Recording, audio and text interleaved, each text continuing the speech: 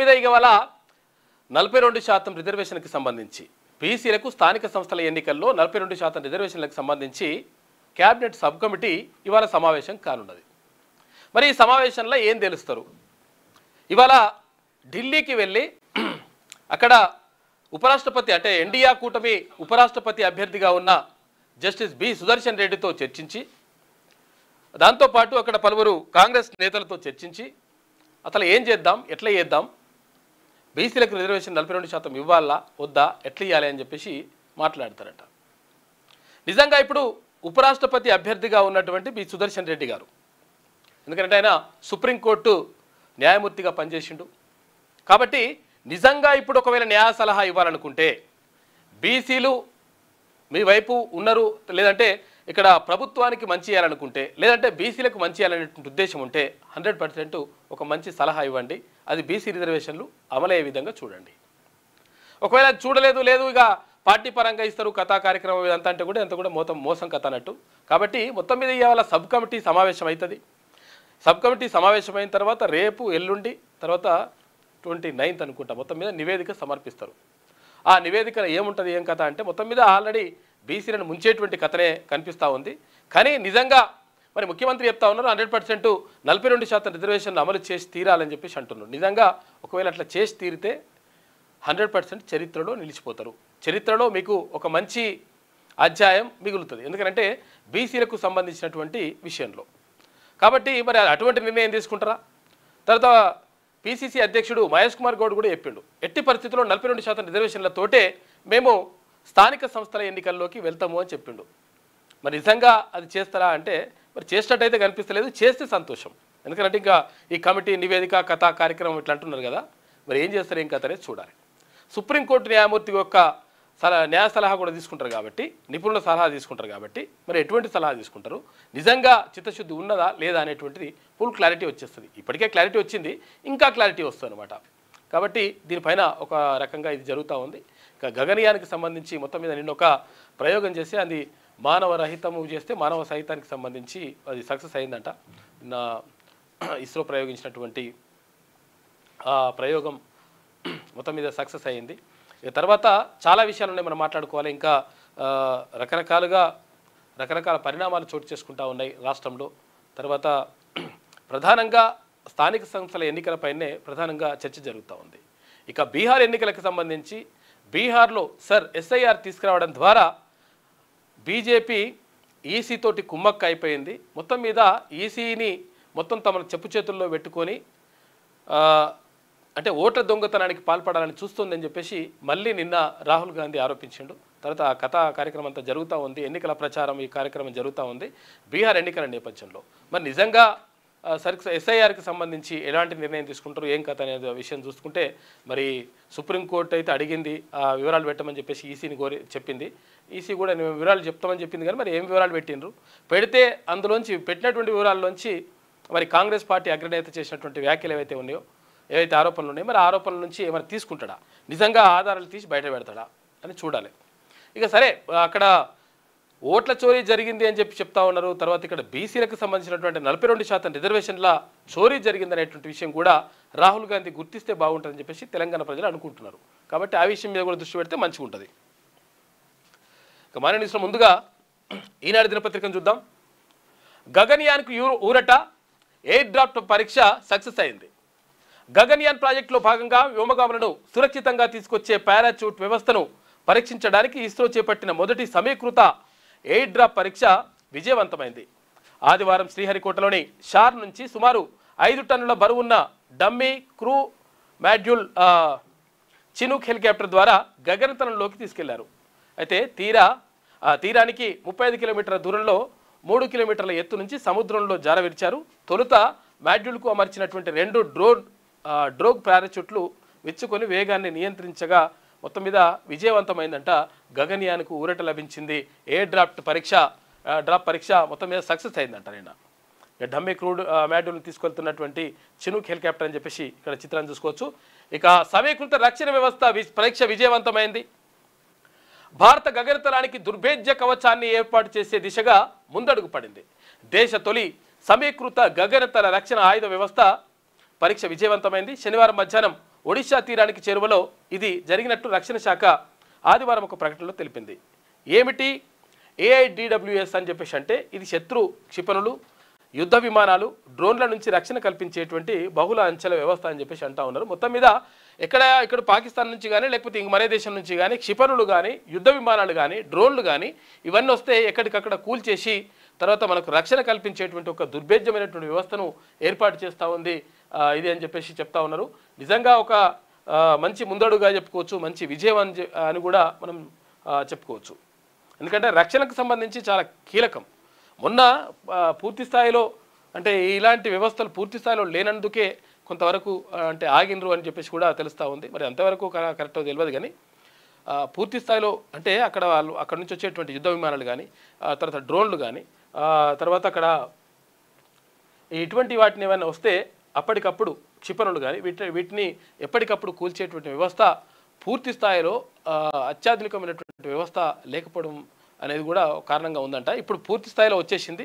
ఇంకా ఎవడు వచ్చినా కానీ వాని పని ఖతం చేసుడే కార్యక్రమం నడుస్తుంది. ఒడిశా తీరంలో దేశ తొలి సమీకృత గగనతల రక్షణ ఆయుధ వ్యవస్థ పరీక్ష అని చెప్పేసి ఇది విజయవంతమైంది. తర్వాత ఇక్కడ ఎయిర్ డ్రాప్ పరీక్ష కూడా సక్సెస్ అయింది. దానికి సంబంధించినటువంటి విజువల్స్ ఒకసారి చూసుకుంటే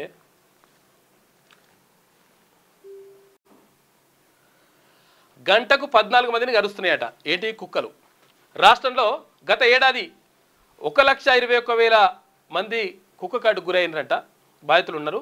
రెబీస్తో 13 మంది మృతి. చర్చనీయాంశం అవుతున్న శునకాల నియంత్రణ, కుక్కల నియంత్రణ అనేటువంటిది ఇప్పుడు చర్చనీయాంశంగా మారింది. ఎందుకంటే సుప్రీంకోర్టు కూడా దీనిపైన మాట్లాడింది. రాష్ట్రంలో కుక్కల బెడదకు పరిష్కారం ఎప్పుడన్న ప్రశ్న ఉదయిస్తుంది. శునకాలకు సంతాన నియంత్రణ ఆపరేషన్లు అంటే కుటుంబ నియంత్రణ ఆపరేషన్లు చేయించడంలో ప్రభుత్వ యంత్రాంగం సఫలీకృతం కాకపోవడంతో తెలంగాణతో పాటు దేశంలోని చాలా ప్రాంతాల్లో వాటి సంఖ్య పెరిగిపోయి తీవ్ర సమస్యగా మారింది. రాష్ట్రంలో ఈ ఏడాది సగటున గంటకు 14 కుక్క కాటుకు గురవుతున్నారంట 14 మంది. మొత్తం 13 మంది రెబీస్ బారిన పడి ప్రాణాలు కోల్పోయారు. ముఖ్యంగా పాఠశాలకు వెళ్తున్నప్పుడు, వీధిలో ఆడుకుంటున్నప్పుడు ఎక్కువగా చిన్నపిల్లలే కుక్క కాటుకు గురవుతున్నారు. రాష్ట్ర ప్రభుత్వ లెక్కల ప్రకారం 2024లో 1,21,997 మందిని ఈ ఏడాది జనవరి నుంచి జూలై వరకు 87,366 మందిని కుక్కలు గడిచినాయి. గత ఏడాది దేశవ్యాప్తంగా 37 లక్షల మంది కుక్క కాటు బారిన పడ్డారంట. ఢిల్లీలోనూ ఈ ఏడాది ప్రథమార్థంలో 35,198 మంది కుక్క కాటుకు గురయ్యారు. ఇక WHO లెక్కల ప్రకారం ప్రపంచవ్యాప్తంగా నమోదయ్యేటువంటి రెబీస్ మరణాల్లో 36% భారత్లోనే ఉన్నాయంట. రెబీస్ అంటే కుక్క కాటు ద్వారా అంటే కుక్క ప్రవర్తించినట్టే లాస్ట్ చివరి క్షణంలో వాళ్ళు ఎట్లుంటారంటే కుక్క ఎలాగైతే ప్రవర్తిస్తుండో బోబో అంటుంటారు. తర్వాత ఇట్లంతా కూడా అంతా వస్తూ ఉంటుంది, సొంగ ఇట్లా అంతా కారుతూ ఉంటుంది. తర్వాత కుక్క ప్రవర్తించినట్టే ప్రవర్తిస్తారు, చివరికి వాళ్ళు చనిపోతారు. కాబట్టి కుక్క కాటుకు గురైతే ఎవరైనా అయితే మాత్రం 100% దానికి సంబంధించినటువంటి టీకాలు వేయించుకోవాలి. లేకపోతే అది ప్రమాదకరంగా మారుతుంది. మనకేమి ఇప్పుడేమో అర్థం కాదు, కానీ తర్వాత భవిష్యత్తులో ప్రమాదకరంగా మారుతుంది. కాబట్టి రెబీస్ టీకాలు వేయించుకోవాలి. తర్వాత 36% రెబీస్ మరణాల్లో 36% భారత్లోనే ఉన్నాయంట ప్రపంచవ్యాప్తంగా చూసుకుంటే. ఇక బాధితుల్లో 15 ఏళ్ల లోపు వారే అధికం. ఢిల్లీ రోడ్లపై కుక్కలు కనిపించొద్దని, వాటన్నింటినీ సంరక్షణ కేంద్రాలకు తరలించాలని ఇటీవల సుప్రీంకోర్టు తీర్పు ఇవ్వడంతో దేశవ్యాప్తంగా చర్చ జరుగుతోంది. ఈ సమస్యపై విచారణకు సుప్రీంకోర్టు త్రిసభ్య ధర్మాసనాన్ని ఏర్పాటు చేసింది. ఇందులో భాగంగా కుక్కలకు వీధుల్లో ఆహారం పెట్టడం నిషిద్ధమని సర్వోన్నత న్యాయస్థానం ఇటీవల స్పష్టమైన ఆదేశాలు ఇచ్చింది.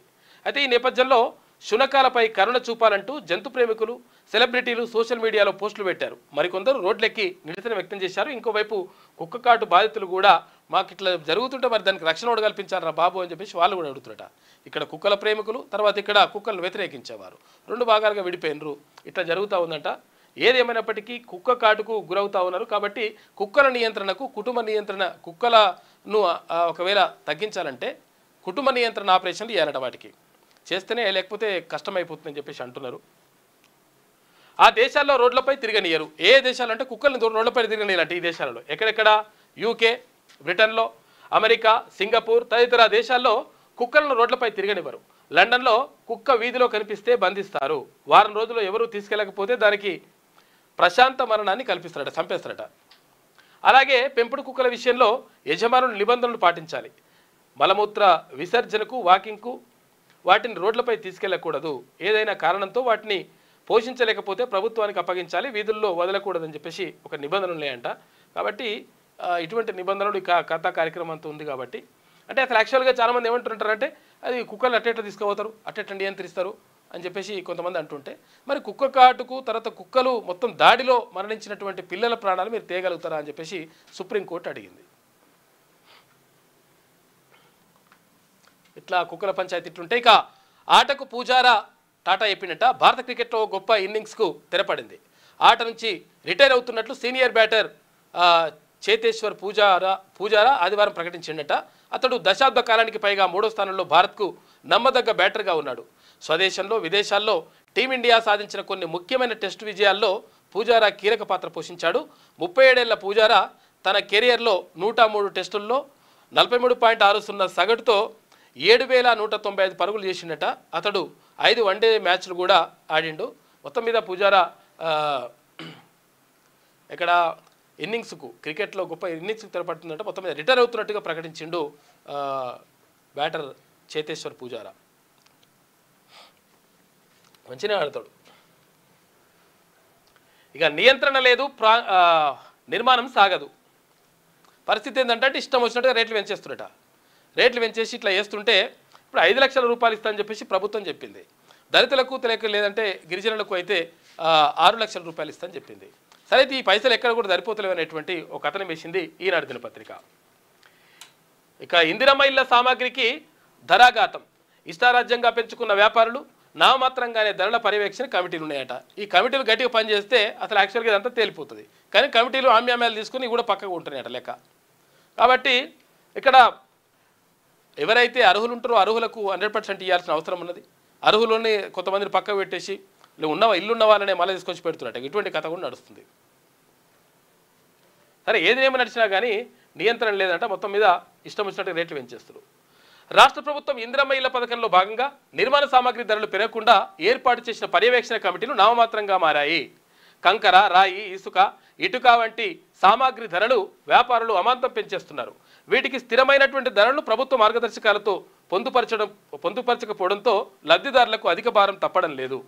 ధరల నియంత్రణ కోసం ప్రభుత్వం రాష్ట్ర స్థాయిలో ప్రభుత్వ ప్రధాన కార్యదర్శికి, జిల్లా స్థాయిలో కలెక్టర్లకు, మండల స్థాయిలో తహసీల్దార్లకు పర్యవేక్షణ బాధ్యతలను అప్పగించింది.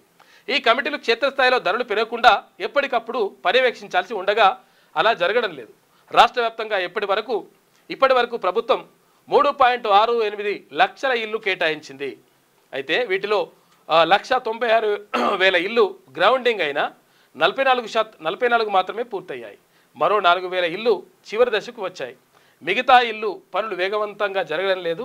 ధరల భారమే దీనికి ప్రధాన కారణం అని చెప్పేసి తెలుస్తూ ఉందట. అయితే లేవట తొందరగా ఇల్లు కంప్లీట్ అయిపోతలేవు. ఎటు చూసినా బాధుడే.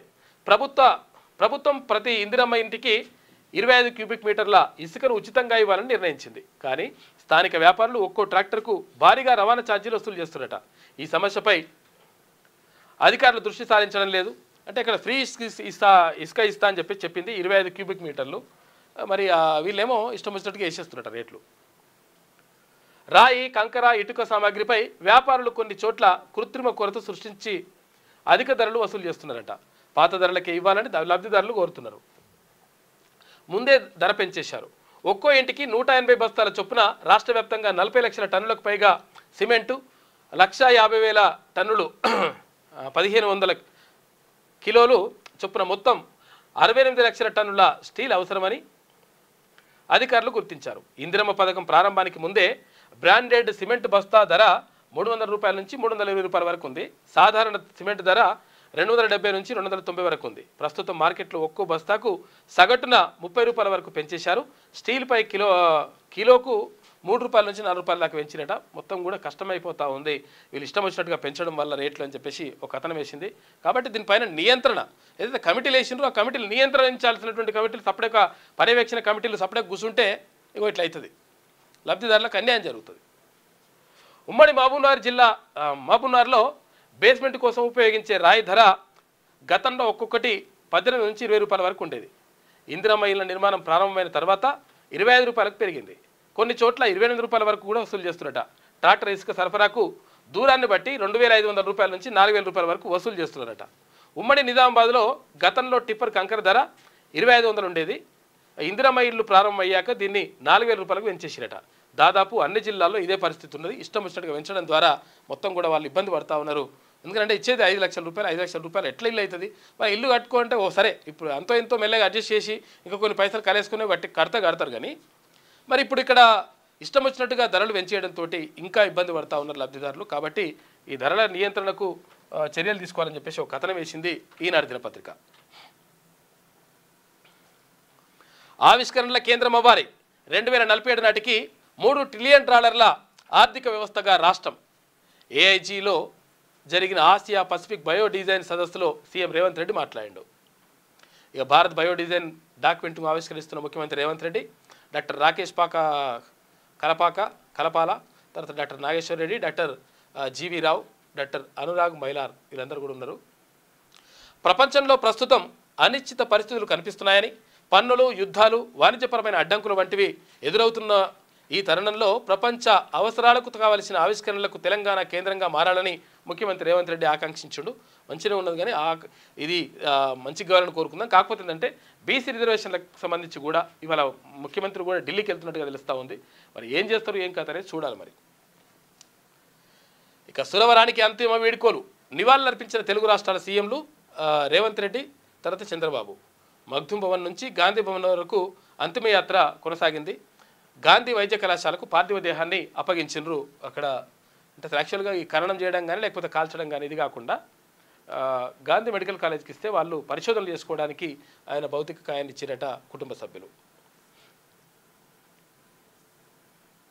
నిన్న అది సంబంధించి చూసుకుంటే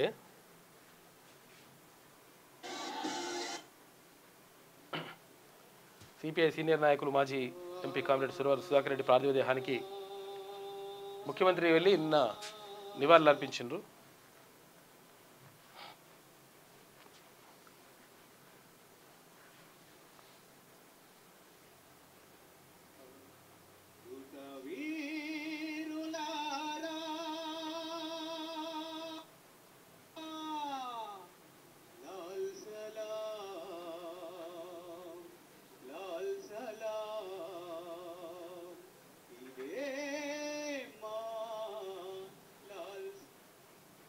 నిన్న నివాళులు అర్పించిండ్రు ఇక్కడ సురవరం సుధాకర్ రెడ్డికి సంబంధించి. భూములు బుక్కి పరిహారం మెక్కి ఔషధ పరిశ్రమల భూసేకరణ కింద 2 రకాల లబ్ధికి ఎత్తమట. రంగారెడ్డి జిల్లా యాచారంలో 250 ఎకరాలు భూదాన్ భూములు అన్యాక్రాంతమైనవి. దీనిపైన మొత్తం చర్చ జరుగుతుంటే ఇప్పటివరకు ఏం చర్యలు లేవు. కథం చేసి పడేసారు భూమిని. పట్టించుకొని రెవెన్యూ శాఖ, భూదాన్ బోర్డులు. రంగారెడ్డి 250 ఎకరాల భూదాన్ భూములు అన్యాక్రాంతం అయిపోతుంటే సపరేట్గా కూర్చుంటున్నారు లెక్క. భూదాన్ బోర్డు దృష్టిలో అది భూదాన్ భూమి, స్థానిక రెవెన్యూ అధికారుల దృష్టిలో మాత్రం కాదు. పైగా ఔషధ పరిశ్రమ కింద ఆ భూమిని సేకరించడమే కాదు, తమకు యాజమాన్య హక్కులు ఉన్నాయన్న వారికి పరిహారం కూడా పంపిణీ చేసిరట. అంతేకాదు పునరావాస ప్యాకేజీ కింద కొందరికి ఎకరాకు ధర కోట్లు వలికేటువంటి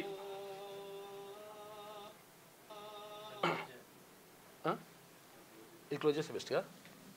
రైట్, సౌండ్ వస్తుంది. అది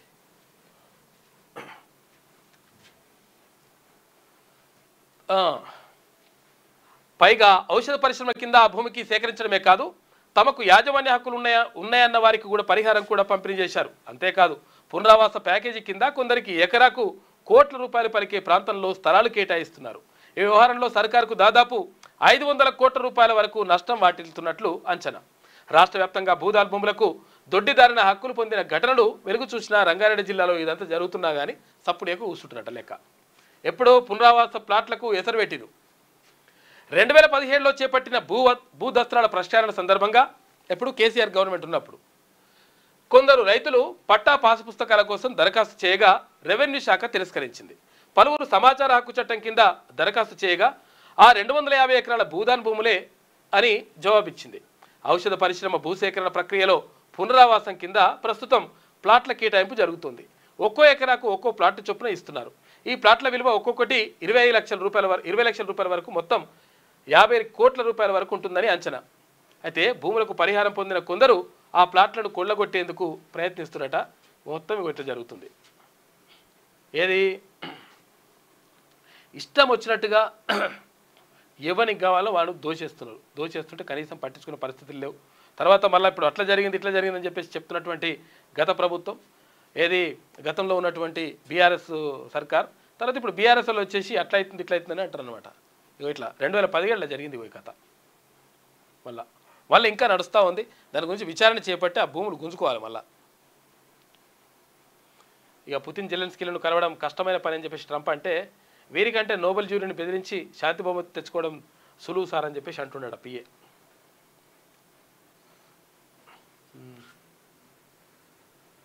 ఇక వాదోపవాదాలు లేకుంటే చట్టసభలు జీవం లేని రాతి భవనాలే, సంయమనంతో విభేదించాలి తప్పితే రోజుల తరబడి అడ్డంకులు సృష్టించకూడదు. అఖిల భారత స్పీకర్ల సదస్సులో అమిత్ షా వ్యాఖ్యలంట. వాదోపవాదాలు జరగాలి, ఏది చట్టసభల్లో, అసెంబ్లీలో కానీ, ఇక్కడ పార్లమెంట్లో కానీ, ఉభయ సభల్లో కానీ ఇక్కడ వాదోపవాదాలు జరగాలి. ప్రజలకు ఎట్లా ఏది మంచిది ఏది చెడు, తర్వాత ఎట్లా ఏం కథ అనేటువంటి విషయం పైన చర్చలు జరగాలి. కానీ ఈ మొత్తం కూడా అడ్డుకొని మొత్తం కూడా ఇట్లే చేసుకుంటూ పోతే అట్లా కాదు, కరెక్ట్ కాదు. ఒక అంటే సహేతుకమైనటువంటి ఆధారాలతోటి సహేతుకమైనటువంటి కారణాలతోటి చర్చలు జరిగితే మంచిగా ఉంటుందని చెప్పేసి అక్కడ స్పీకర్ల సభలో అమిత్ షా మాట్లాడిండు.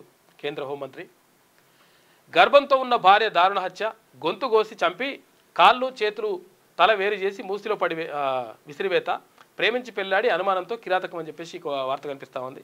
ఇక్కడ మేడిపల్లి దగ్గర, ఇక్కడనే మేడిపల్లి దగ్గర బాలాజీ ఇంక్లీసో ఏదో ఉన్నది. అక్కడ ప్రేమించి పెళ్లి చేసుకుందంట. పెళ్లి చేసుకొని తర్వాత మరి ఏదో ప్రెగ్నెన్సీ కూడా వచ్చింది.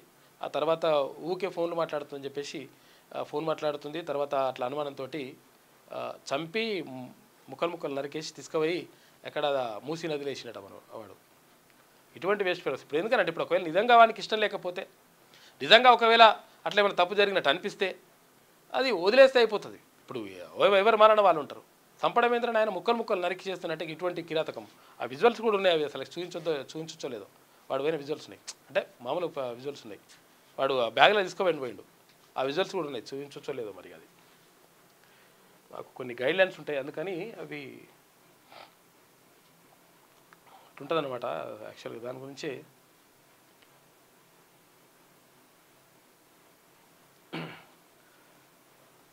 వాడు బ్యాగ్లో తీసుకొని పోతుండు, చంపేసి ముక్కలు నరికి బ్యాగ్లో తీసుకొని పోతుంది. ఇగో ఇక్కడ ఈ కుటుంబ సభ్యులు వీళ్ళంతా ఉన్నారు.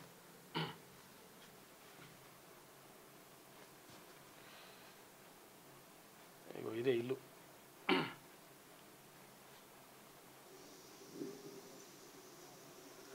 సీసీ ఫుటేజ్ చూసుకుంటే వీళ్ళ బెడ్షీట్ల నుంచి అట్లా బ్యాగ్లు వేసుకొని పోతుంటాడు.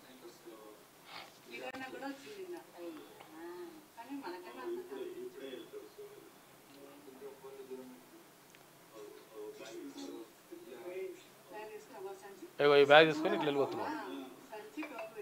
ఆ బ్యాగ్ల కింద ఇంకో బ్యాగ్ల 2 బ్యాగులలో ముక్కలు నరికి తీసుకుపోతున్నట్టు వాడు.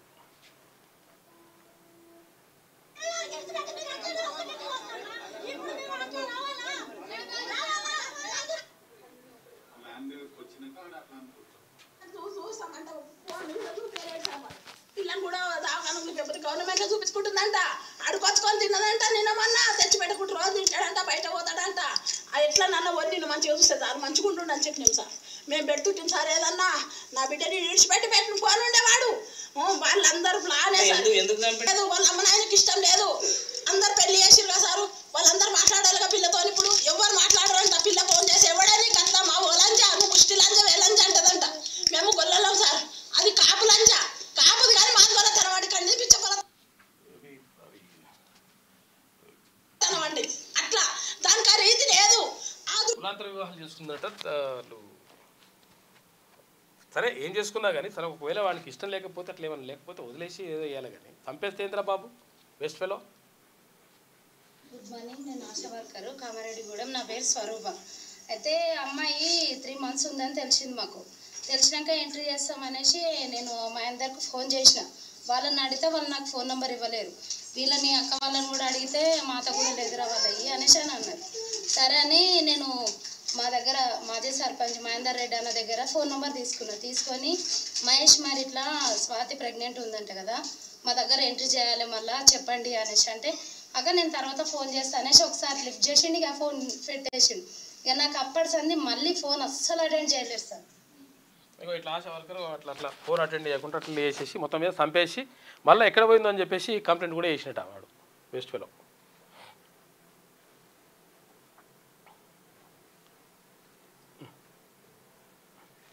అది గర్భంతో ఉన్న భార్య దారుణ హత్య అని చెప్పేసి గొంతు కోసి చంపి కాళ్ళు చేతులు తల నరికి వేరు చేసి మూసిలో విసిరేసిండు. ప్రేమించి పెళ్ళాడి అనుమానంతో కిరాతకం అని చెప్పేసి ఒక వార్త కనిపిస్తూ ఉంది. ఇక సురవరానికి అంతిమ వీడ్కోలు నివాళులు అర్పించిన తెలుగు రాష్ట్రాల సీఎంలు రేవంత్ రెడ్డి, చంద్రబాబు అని చెప్పేసి ఇవన్నీ కూడా చూసుకున్నాం మనము. ఇది ఈనాడులో ఉన్నటువంటి ప్రధాన కథనాలు. ఒకసారి వెలుగు చూద్దాం. బీజేపీ ఏజెంట్గా ఈసీ బీహార్లో సర్తో ఓట్ల చోరీకి పాల్పడుతున్నారని చెప్పేసి రాహుల్ గాంధీ ఆరోపిస్తున్నాడు. ఓట్ల దొంగతనాన్ని ఇండియా కూటమి అడ్డుకుని తీరుతుంది. సరైన ఓటర్ల జాబితాను ఎన్నికల సంఘం ఇవ్వాల్సిందే. దీనిపై తాము వెనక్కి తగ్గే ప్రసక్తే లేదని వెల్లడి. అరారియాలో ఓటర్ ఆధార్ అధికారి యాత్రని నిన్న స్టార్ట్ చేసిండు అక్కడ కాంగ్రెస్ పార్టీ అగ్రనేత రాహుల్ గాంధీ. మీరు దీని గురించి ఓట్ల చోరీ గురించి మాట్లాడుతున్నారు, మరి ఇక్కడ బీసీ రిజర్వేషన్ల చోరీ జరుగుతూ ఉంది, దీని గురించి కూడా మాట్లాడితే మంచిగా ఉంటుంది. బుల్లెట్ నడిపిన రాహుల్. బీహార్లో ఓటర్ అధికారి యాత్ర సందర్భంగా రాహుల్ గాంధీ బుల్లెట్ బండి నడిపారు. అరారియాలో తేజస్వి యాదవ్తో కలిసి నిర్వహించిన ఈ యాత్రలో వెనుక కార్యకర్తలను కూర్చోబెట్టుకొని బైక్ డ్రైవ్ చేసిండు నిన్న రాహుల్ గాంధీ. భార్యను ముక్కలు చేసి మూసీలో పడేసిండు. హైదరాబాద్ మేడిపల్లిలో దారుణం. మృతురాలు 4 నెలల గర్భవతట. కాల్ సెంటర్లో పనిచేస్తున్న స్వాతి తరచూ ఫోన్లో మాట్లాడుతోందని భర్త అనుమానం. అబార్షన్కు ఒప్పుకోవట్లేదని గొంతు నులిమి హత్య చేసిండట. యాక్సా బ్లేడ్తో బాడీని ముక్కలు చేసిండు. బావ నిలదీయడంతో నేరం ఒప్పుకొని పోలీసుల ముందు నిందితుడు సరెండర్ అయినట. వాడు మరి ఏం మనిషి ఉన్నాడో వాడు మనిషి లేకపోతే వాడు ఇంత కిరాతకుడు. అంటే ఇప్పుడు ప్రేమించి పెళ్లి చేసుకున్నాడు, మళ్ళీ ఇంకంత మంచిగా జరిగింది. మంచి జరిగిన తర్వాత ఇప్పుడు ఎంత అయిన తర్వాత నీకు ఇష్టం లేకపోతే వదిలేసేయాలి. చంపేసుడేంద్ర బాబు. ప్రియుడితో కలిసి భర్తను చంపేసిందట. చూసుకో, ఇటువంటి కథలు మొత్తం బాగా జరుగుతున్నాయి. ఇటువంటి బండరాయితో ముఖం తలపై కొట్టి హత్య చేసిన భార్య. రంగారెడ్డి జిల్లా మొయినాబాద్లో ఘటన. పరారీలో నిందితుడు అందరిది బీహారేనట. ఓ భార్య తన ప్రియుడితో కలిసి భర్తను చంపి పరారైంది. ఈ ఘటన రంగారెడ్డి జిల్లా మొయినాబాద్ మున్సిపాలిటీ పరిధిలోని అజీజ్ నగర్లో జరిగింది. అజీజ్ నగర్ చెందినటువంటి సామ రాజిరెడ్డి 2 నెలల కింద డైరీ ఫామ్ ప్రారంభించిందట. అందులో పనిచేసేందుకు ఓ జంట కావాలని బీహార్కి చెందిన ఏజెంట్ను పవన్ను సంప్రదిస్తే ఆ జంట వచ్చిందంట. అయితే అక్కడ ఈ భార్య వాళ్ళ లవర్ తోటి కలిసి భర్తను చంపి పడేసిందట. ఇదేందో అసలు మొత్తం ఎక్కడ పోతుందో ఏమవుతుందో అర్థమవుతుంది సమాజం. ఇక ఇస్రో డ్రాప్ టెస్ట్ సక్సెస్ అయింది. మానవ సహిత అంతరిక్ష యాత్ర గగన్యాన్ మిషన్ దిశగా ఇస్రో మరో కీలక ముందడుగు వేసింది. ఇస్రోనాట్లను స్పేస్కు తీసుకెళ్లి తిరిగి భూమికి తీసుకొచ్చే క్రూ మాడ్యూల్కు తొలి ఎయిర్ క్రాఫ్ట్ టెస్ట్ను విజయవంతంగా నిర్వహించింది. ఆదివారం ఆంధ్రప్రదేశ్ శ్రీహరికోట సమీపంలో సముద్రంలో చేపట్టిన ఇంటిగ్రేటెడ్ ఎయిర్ డ్రాప్ టెస్ట్ పరీక్ష విజయవంతమైంది, సక్సెస్ అయింది నిన్న. ఎందుకంటే అమెరికా చేపట్టిన దాంట్లో ఎవరు మన ఇక్కడికి వెళ్ళింది కదా, ఎవరు మొన్న అమెరికా నాసా తర్వాత ఇక్కడ ఇస్రో చేపట్టినటువంటి అది సక్సెస్ అయింది కదా, మానవ సహితమైనటువంటి అది అంతరిక్ష యాత్ర సక్సెస్ అయింది. కాబట్టి భారత్ సొంతంగా చేయాలని చెప్పేసి ప్రయోగం చేసిందంట. ఆ ప్రయోగం కూడా సక్సెస్ అయింది. దీనికి సంబంధించి కామ్రేడ్ ఇక సెలవు. సురవరం సుధాకర్ రెడ్డికి నివాళులు అర్పించిన సీఎం రేవంత్, మంత్రులు, రాజకీయ ప్రముఖులు. ముగ్ధుం భవన్ నుంచి గాంధీ హాస్పిటల్ వరకు రెడ్ ఆర్మీ ర్యాలీ నిర్వహించింది. ప్రభుత్వ లాంఛనాలతో అంతిమ సంస్కారాలు. గాంధీ మెడికల్ కాలేజీకి డెడ్ బాడీని అప్పగించారు. సుధాకర్ రెడ్డిని శాశ్వతంగా గుర్తుంచుకునేలా చేస్తామని చెప్పేసి సీఎం రేవంత్ రెడ్డి మాట్లాడాడు. పాలమూరు జిల్లాకు వన్నె తెచ్చిన నేత అని వ్యాఖ్య. అయితే ఇది మహబూబ్నగర్ జిల్లా, కానీ 2 సార్లు ఎంపీగా అయ్యింది మాత్రం నల్లగొండ నుంచి లోక్సభ సభ్యునిగా ఎన్నికయ్యాడు. తర్వాత సిపిఐ జాతీయ ప్రధాన కార్యదర్శిగా 3 సార్లు కొనసాగిండు. అంటే ఇప్పుడు సిపిఐ లేకపోతే ఎట్లుంటుందంటే అసలు యాక్చువల్గా అధ్యక్షుడు ఉండకుండా ప్రధాన కార్యదర్శి ఉంటారు. ప్రధాన కార్యదర్శి మొత్తం బాధ్యతలన్నీ చూసుకుంటారు. అట్లా సిపిఐ ప్రధాన కార్యదర్శి కూడా పనిచేసిండు జాతీయ స్థాయిలో. ఆదివారం హైదరాబాద్లో సురవరం సుధాకర్ రెడ్డి అంతిమయాత్ర. ఆయన పార్థివ దేహంపై సిపిఐ జెండాను కప్పుతున్న పార్టీ నేతలు డి రాజా, నారాయణ, కూరంనేని సాంబశివరావు అని చెప్పేసి ఇక్కడ చిత్రాన్ని చూసుకోవచ్చు. ఇక లైఫ్ సైన్సెస్లో Telangana top. Biotechnology, pharma, medical టెక్నాలజీకి పూర్తి మద్దతు. Asia Pacific bio design innovation సమ్మిట్లో సీఎం రేవంత్ రెడ్డి మాట్లాడాడు. ఇన్నాళ్ళు మన మేధస్సు విదేశాలకు వాడాం, ఇకపై మన ప్రజల కోసం వాడదాం. హెల్త్ సవాళ్ళను ఎదుర్కొనేలా ఆవిష్కరణ ఉండాలి. సుల్తాన్పూర్ మెడికల్ డివైజెడ్ పార్క్లో 60కి పైగా కంపెనీలు పనిచేస్తున్నాయని చెప్పేసి ముఖ్యమంత్రి మాట్లాడాడు. లైఫ్ సైన్సెస్ రంగంలో జాతీయ స్థాయిలోనే తెలంగాణ అగ్రస్థానంలో ఉందని సీఎం రేవంత్ రెడ్డి తెలిపారు. ముఖ్యంగా డయాగ్నోస్టిక్ పరికరాలు, imaging technology, implant technology, surgical పరికరాలు, ఇక డిజిటల్ హెల్త్ సొల్యూషన్ వంటి రంగాల్లో గణనీయమైన పెట్టుబడులు వచ్చాయని ఆయన వివరించారు. బయోటెక్నాలజీ, ఫార్మా, మెడికల్ టెక్నాలజీ రంగాలకు ప్రభుత్వం పూర్తి మద్దతు ఇస్తుందన్నారు. ఇక భారతదేశ ఆరోగ్య సంరక్షణ సవాళ్లను ఎదుర్కోవడానికి స్వదేశీ ఆవిష్కరణలు చాలా అవసరమని పేర్కొన్నారు. ఈ పరిశోధనలకు మద్దతు ఇవ్వడంతో పాటు డేటా గోప్యత ప్రమాణాలకు తగ్గట్టు వైద్య డేటా అందించడానికి సిద్ధంగా ఉండాలని చెప్పేసి భరోసా ఇచ్చిండు నిన్న ముఖ్యమంత్రి రేవంత్ రెడ్డి. అక్కడ అది ఆ బుక్ ఆవిష్కరణ ఉంటే దాంట్లో పాల్గొన్నాడు. Bharat the bio design blue ప్రింట్ను ఆవిష్కరిస్తున్నారు నిన్న. వ్యవస్థను నియంత్రిస్తామంటే సర్కార్ సహించదు అని చెప్పేసి సీఎం అంటున్నాడు. సినీ కార్మికుల విషయంలో సినీ నిర్మాతలు మానవత్వంతో వ్యవహరించాలని చెప్పేసి ఆయన సూచించిండు. ఫిల్మ్ ఇండస్ట్రీలో నైపుణ్యాల పెంపు కోసం కార్పస్ ఫండ్, ఇక నిర్మాతలు, కార్మికులు, ప్రభుత్వం కలిసి పాలసీ తీసుకొద్దామని చెప్పేసి అంటున్నాడు. ఇండస్ట్రీకి కూడా మానిటరింగ్ అవసరం. నిర్మాతలు, దర్శకులతో భేటీల్లో వెల్లడి. ఇవాళ ఓయూకు సీఎం రేవంత్ రెడ్డి వస్తారంట, ఉస్మాన్ యూనివర్సిటీకి. మొత్తం మీద ఇక్కడ సినిమా ఇండస్ట్రీకి సంబంధించి ప్రత్యేకంగా వాళ్ళు అంటే జూనియర్ ఆర్టిస్టులు మాకు వేతనాలు పెంచాలి, తర్వాత మాకు ఏదైతే అది ఇస్తారో దాన్ని పెంచాలని చెప్పేసి అడుగుతూ ఉన్నారు. అయితే అడుగుతున్నటువంటి నేపథ్యంలో వాళ్ళు 33% ఏదో డిమాండ్ చేస్తే 22% ఏదో ఓకే అయినట్టుంది లెక్క. కాకపోతే కలిసి పనిచేయాలని చెప్పేసి అంటున్నాడు. గణేష్ మండపాలకు ఉచిత విద్యుత్ అంటే ఇక ఫ్రీ విద్యుత్ ఇస్తారట. కాకపోతే ఏంటంటే అప్లికేషన్ పెట్టుకోవాలి. గణేష్ మండపాలకు ఫ్రీ కరెంటు. వినాయక చవితి సందర్భంగా మండపాలకు ఉచితంగా కరెంటు సప్లై చేయాలని southern power distribution company of Telangana నిర్ణయం తీసుకుంది. ఈ మేరకు ఉత్తర్వులు జారీ చేసింది. ఉచిత విద్యుత్ కోసం నిర్వాహకులు ఇక ప్రొఫార్మా 1ని పూర్తి చేసి సమర్పించాలట. అదేవిధంగా విద్యుత్ వినియోగ బిల్లు వివరాలను కూడా ప్రొఫార్మా 2లో సమర్పించాలని చెప్పి సూచించింది.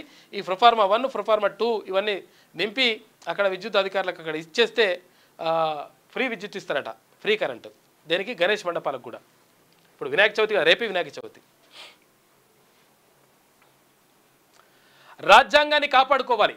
స్వాతంత్రం వచ్చి ఇన్నేళ్ళైనా ఎస్సీ ఎస్టీలపై ఇప్పటికీ వివక్ష ఉంది అని మంత్రి వివేక్ వెంకటస్వామి అంటుండు. అణచివేతకు గురవుతున్న వారందరికీ రాజ్యాంగంలో భద్రత ఉంది. దళితులకు దారి చూపించిన వ్యక్తి Ambedkar. Save constitution, save India round table మీటింగ్లో ఆయన నిన్న మాట్లాడాడు.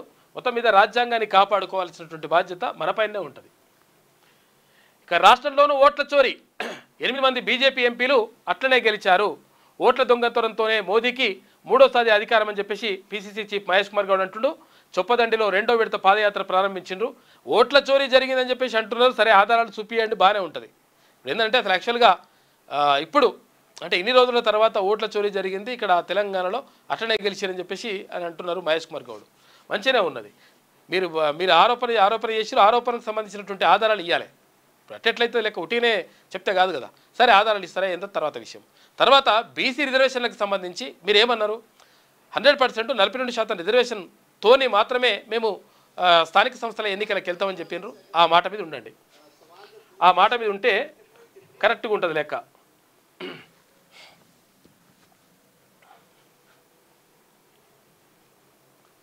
ఓట్ల చోరీ ఏమో కానీ ఫస్ట్ ఇక్కడ రిజర్వేషన్ చోరీ జరుగుతూ ఉంది, దానిపైన దృష్టి పెట్టండి.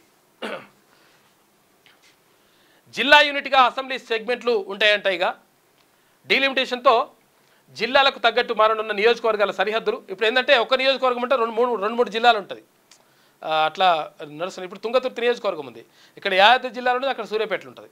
అంటే అట్లా 2 జిల్లాల్లో కొన్ని నియోజకవర్గాలు ఉన్నాయి. కొడంగల్ నియోజకవర్గం 3 జిల్లాలు ఉన్నది. కేసీఆర్ చేయాలనే చేసిండు అనేటువంటిది అక్కడ మరి కొంతమంది ఆరోపిస్తుంటారు. సరే, ఏం చేసిండ్రో తెలియదు కానీ అట్లా ఉండకుండా ఒక్కొక్క జిల్లాలో ఒక్కొక్క నియోజకవర్గం, ఏ నియోజకవర్గమైనా నియోజకవర్గాలు మొత్తం పూర్తి స్థాయిలో ఒక జిల్లాలో ఉండాలని చెప్పేసి ఒక నియంత్రణ తీసుకొచ్చేటువంటి అవకాశం ఉందంట. డీలిమిటేషన్తో జిల్లాలకు తగ్గట్టు మారనున్న నియోజకవర్గాల సరిహద్దులు ప్రస్తుతం రాష్ట్రంలో 38 సెగ్మెంట్లు 3 జిల్లాల్లో విస్తరించి ఉన్నాయంట. 2-3 జిల్లాల్లో ఉన్నాయి. ఏది ఈ అసెంబ్లీ స్థానాలు అంటే ఒక మండలం అల్లు ఉంటుంది, ఒక మండలం ఇల్లు ఉంటుంది, అట్లుంటుంది అన్నట్టు లెక్క. గత ప్రభుత్వం ఇష్టారీతిన కొత్త జిల్లాలు ఏర్పాటు చేయడంతో సమస్య. పునర్విభజనతో ఒక్కో జిల్లాకే పరిమితం కానున్న నియోజకవర్గాలు. జనాభా లెక్కల కోసం గ్రామం, మండలం, జిల్లా వివరాలను అడిగిన కేంద్రం దీని ప్రకారమే డీలిమిటేషన్ ఉంటుందని స్పష్టీకరణ. ప్రస్తుతం 2-3 జిల్లాల్లో విస్తరించి ఉన్న అసెంబ్లీ నియోజకవర్గాలు పునర్విభజన తర్వాత ఒక్కో జిల్లా కిందికి రానున్నాయి. దీంతో ప్రస్తుత నియోజకవర్గాలతో పాటు భవిష్యత్తులో ఏర్పడబోయే కొత్త సెగ్మెంట్లు కూడా ఒక్కో జిల్లా పరిధిలోనే ఉంటాయి. ఫలితంగా అటు పరిపాలన పరంగా ఇటు రాజకీయ పరంగా పూర్తి స్థాయిలో మార్పులు వస్తాయని అధికార వర్గాలు అంటున్నాయి. రానున్న సాధారణ ఎన్నికల అసెంబ్లీ ఎన్నికలు డీలిమిటేషన్ తర్వాతే జరిగే అవకాశం ఉన్నందున ఇప్పుడు ఆయా నియోజకవర్గాలకు ప్రాతినిధ్యం వహిస్తున్న ప్రజాప్రతినిధులు కొత్తగా పోటీ చేయాలనుకుంటున్న ఆశావహులు జాగ్రత్తగా ప్లాన్ చేసుకోవాల్సి ఉంటుందని పేర్కొంటున్నారు. గ్రామాలు, మండలాలు, జిల్లాల సరిహద్దులుగా చేసుకొని త్వరలో లెక్కించనున్నటువంటి జనాభా లెక్కల ప్రకారమే అసెంబ్లీ నియోజకవర్గాల పునర్విభజన ఉంటుంది. దీంతో ప్రతి సెగ్మెంట్లోనూ భౌతికంగా మార్పులు వస్తాయి. కేంద్ర ప్రభుత్వం ఇప్పటికే అన్ని రాష్ట్రాల ప్రధాన కార్యదర్శులకు లేఖలు రాసిందట. మొత్తం మీద ఇప్పుడు గతంలో మా బొమ్మల రామారం మండలం ఉన్నది కదా, బొమ్మల రామారం మండలము యాదాద్రి భువనగిరి జిల్లా బొమ్మల రామారం మండలం. ఈ బొమ్మల రామారం మండలంలో సగం మండలమేమో సగం ఊర్లేమో అక్కడ ఆలేరు నియోజకవర్గంలో ఉండే, సగం ఊర్లేమో ఇక్కడ భువనగిరి నియోజకవర్గంలో ఉండే. తర్వాత అది ఇప్పుడు మొత్తం ఆలేరు నియోజకవర్గానికి తీసుకొచ్చిండ్రు, అది వేరే విషయం. కానీ అప్పుడు గతంలో అట్లుండే. మాకు భువనగిరి నియోజకవర్గం నుంచి అక్కడ అప్పుడు మావిరెడ్డి మాకు ఎమ్మెల్యేగా తర్వాత మంత్రిగా పనిచేసిండు. అక్కడ కొంచెం వాగు దాటిన తర్వాత మళ్ళీ బొమ్మలరామన్ మండలంలోనే అక్కడ మోత్పల్లి నరసింహులు, తర్వాత నాగేశ్, అటువంటి అట్లా ఉండే, వేరే ఉండే. ఒకటే మండలం 2 నియోజకవర్గాలు ఉండే. కాకపోతే తర్వాత ఇప్పుడు బొమ్మలరామన్ మండలం మొత్తం కూడా ఆలేరు నియోజకవర్గంలోకి వచ్చేసింది. అయితే ఇప్పుడు ఇట్లా కొన్ని మండలాలేమో సగం మండలాలు ఇప్పుడు ఒక జిల్లాల, తర్వాత కొన్ని మండలాలు ఈ జిల్లాలో ఉంటున్నాయంట. నియోజకవర్గాలు మాత్రం ఒకటే నియోజకవర్గం. అట్లా కాకుండా కొన్ని నియోజకవర్గాలు ఎట్లుంటాయో ఆ నియోజకవర్గాలన్నీ కూడా ఒక జిల్లాలోకి వచ్చేటట్టుగా ప్లాన్ చేస్తున్నట ఇప్పుడు డీలిమిటేషన్లో భాగంగా. ఎవర్ గ్రీన్ ఎల్లంపల్లి ప్రాజెక్టు నుంచి వరుసగా 2వ ఏడాది లిఫ్టింగ్ షురూ అవుతుందంట. మేడిగడ్డ అవసరం లేకుండానే నీటి ఎత్తిపోతలు ఇక పూర్తి స్థాయిలో లిఫ్టింగ్ మొదలుపెట్టిన ప్రభుత్వం. వచ్చే నెల 7 వరకు నిరంతరాయంగా ఎత్తిపోతలు రోజు 1.5 టీఎంసీల చొప్పున 22.5 టీఎంసీలు నంది, గాయత్రి, మల్లన్న సాగర్, రంగనాయక్ సాగర్, అన్నపూర్ణ సహా 7 పంపుల ద్వారా లిఫ్టింగ్ అంట. 24 గంటల కరెంటు సరఫరాకు ఇరిగేషన్ శాఖ విజ్ఞప్తి చేస్తుంది. కోతలు లేకుండా పంపులకు కరెంటు ఇచ్చేందుకు విద్యుత్ శాఖ ఓకే చెప్పిందట. కాళేశ్వరం ప్రాజెక్టులో భాగంగా నిర్మించిన మేడిగడ్డ బ్యారేజీతో ప్రయోజనం సున్ననట. మరోసారి తేలిపోయింది. ఎప్పటికీ ఎల్లంపల్లి ప్రాజెక్టు ఎవర్ గ్రీన్ అని నిరూపితమైంది. ఈ ఏడాది కూడా మేడిగడ్డ అవసరం లేకుండానే నీటి ఎత్తిపోతలు మొదలయ్యాయి.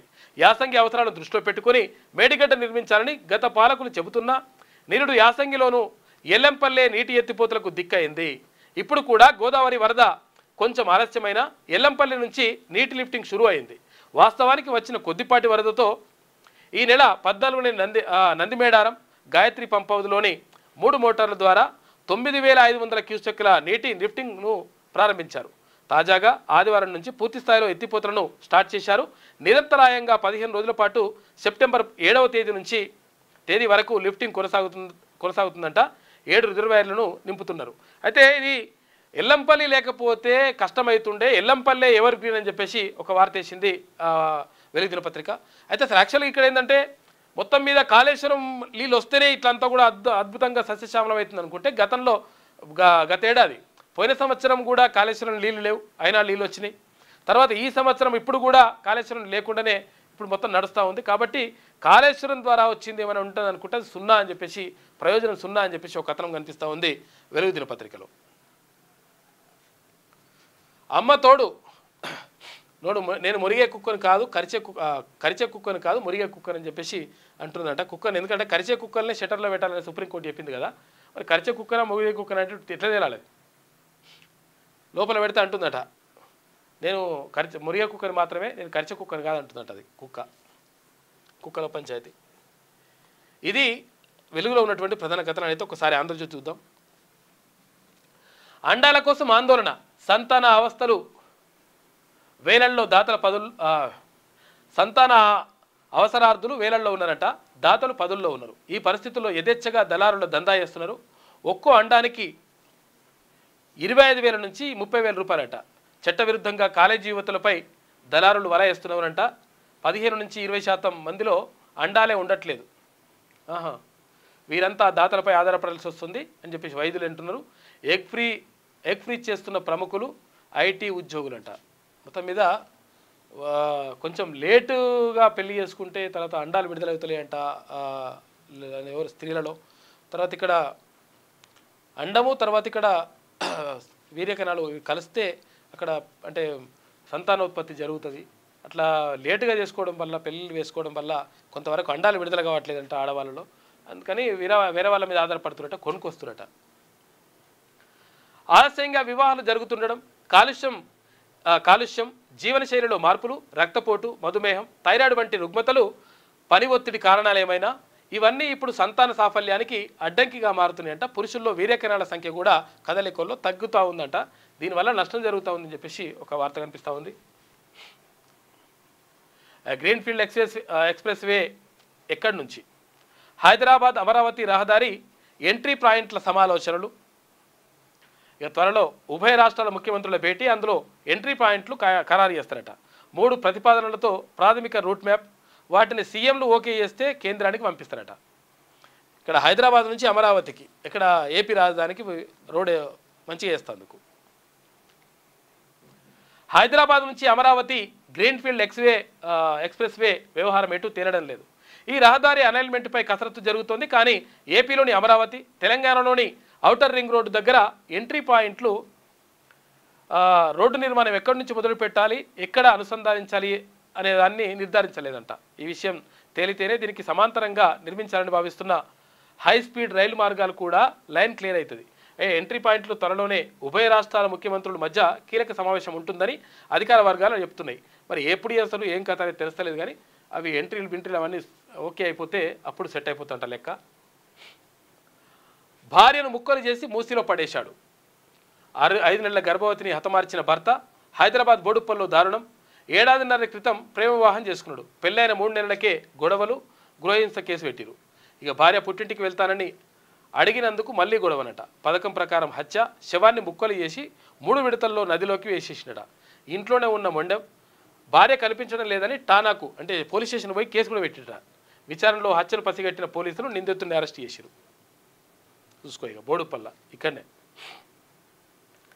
భార్యకు నిప్పంటించి హత్య, అదనపు కట్నం కోసం భర్త దురాగతం.